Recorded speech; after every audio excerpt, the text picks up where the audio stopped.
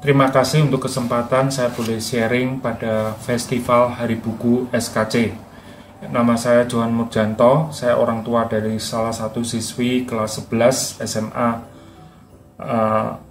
kelas 2 SKC. Pada kesempatan ini saya ingin sharing tentang buku yang berjudul Apakah Perjamuan Tuhan Itu? Bukunya seperti ini, ditulis oleh pendeta Richard D. Phillips, seorang pendeta senior dari Amerika, dan buku ini diterbitkan oleh penerbit Momentum.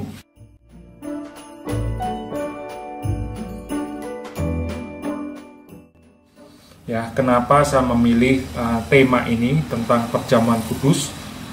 Saya punya kebiasaan bahwa setiap merayakan hari besar kekristenan, baik itu Paskah, Jumat Agung, Pentakosta maupun Natal, saya selalu ingin belajar yang lebih dalam tentang sesuatu yang terkait dengan perayaan tersebut. Dalam hal ini, waktu Jumat Agung yang lalu, saya ingin belajar tentang perjamuan kudus. Perjamuan kudus terkait dengan Jumat Agung, karena perjamuan kudus adalah perintah Tuhan Yesus kepada murid-muridnya pada waktu malam sebelum Tuhan Yesus disalibkan. Ya, buku ini meskipun tipis tetapi boleh menjadi berkat bagi saya, dan buku ini kalau bisa dibilang mempunyai 3 bagian yang penting. Pertama adalah tentang penetapan perjamuan kudus, ya, dikaitkan dengan perjanjian lama, yaitu Paskah, Exodus, ya. Yang kedua adalah tentang isu-isu teologi yang ada. Kita tahu bahwa perjamuan kudus tidak dimengerti secara sama semua oleh bapak-bapak gereja, tetapi berlainan. Oleh sebab itu, dengan kita membaca buku ini, kita mengerti apa yang menjadi perdebatan. Bukan hanya perdebatan, apa yang betul, yang seharusnya kita mengerti tentang perjamuan kudus. Sehingga kita boleh mendapatkan berkat melalui perjamuan kudus ini. Dan yang bagian yang ketiga adalah tentang pastoral atau penerapan daripada perjamuan kudus. Ya, banyak hal yang saya dapatkan dari buku tipis ini untuk mengerti tentang perjamuan kudus.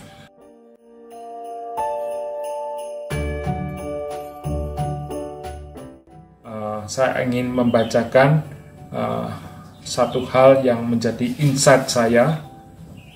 Salah satu yang menjadi insight saya di halaman 22, paragraf pertama, bagian terakhir. Saya akan membacakan.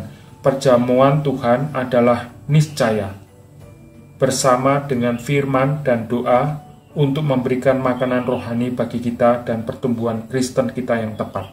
Di sini dikatakan perjamuan kudus itu diperlukan, ya, bersama dengan firman Tuhan dan doa. Ini merupakan sarana untuk pertumbuhan iman kita dan makanan rohani kita. Hal ini sebelumnya saya kurang mengerti atau tidak sadar. Yang saya tahu adalah bahwa untuk saya boleh bertumbuh di dalam iman, saya membaca Alkitab, saya mengerti Alkitab. Untuk bertumbuh di dalam iman, saya berdoa. 2 hal, firman Tuhan dan doa. Tetapi dalam buku ini tambahkan satu hal lagi, yaitu perjamuan kudus. Ya, hal ini sangat baik sekali.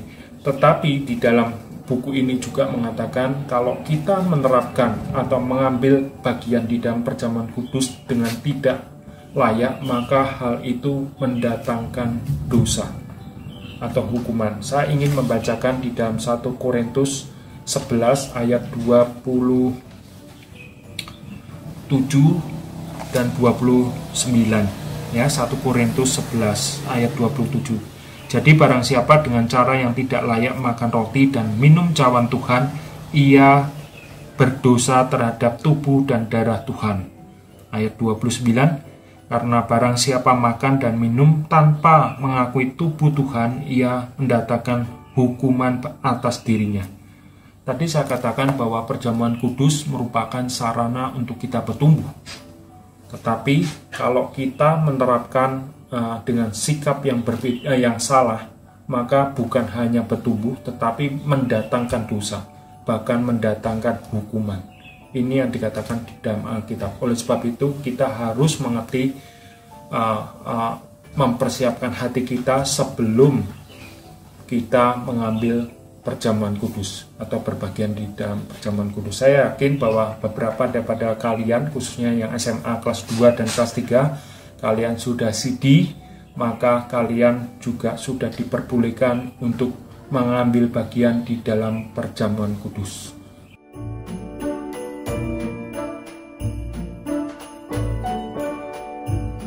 Ya. Itu yang saya ingin sharingkan. Sebetulnya banyak hal yang saya dapatkan, tetapi saya ingin mendorong kepada siswa-siswi daripada SKC bahwa untuk belajar teologis itu nggak selalu rumit atau bukunya tebal-tebal terus dibacanya sampai pusing gitu, nggak seperti itu. Tetapi ini adalah salah satu contoh.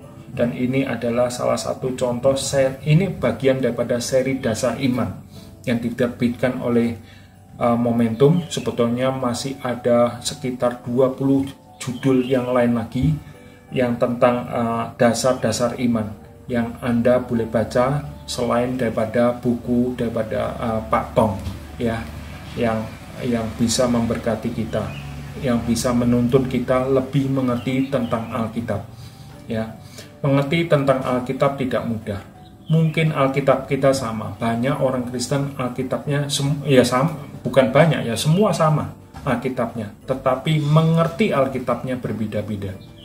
Ya, oleh sebab itu biarlah kita mempunyai satu pengertian yang bertanggung jawab. Ya, kita belajar teologi. Ya, nggak usah menganggap teologi hal yang sulit, tetapi kita minta supaya Tuhan menuntun kita mengerti dan kita punya sarana buku-buku yang tidak tebal dan jelas dan berbahasa Indonesia sehingga kita boleh mengerti firman Tuhan lebih tepat lagi.